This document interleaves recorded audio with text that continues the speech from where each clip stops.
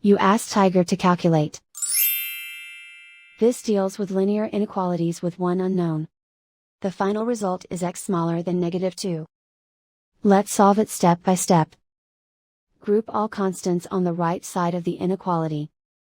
Subtract 2 from both sides.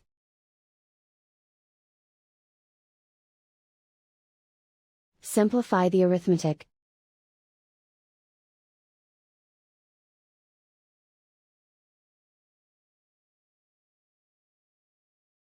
Isolate the x. Divide both sides by 6.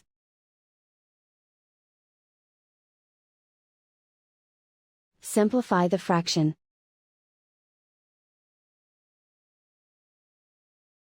Find the greatest common factor of the numerator and denominator.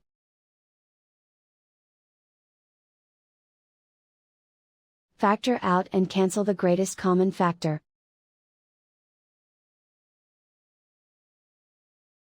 Plot the solution on a coordinate grid.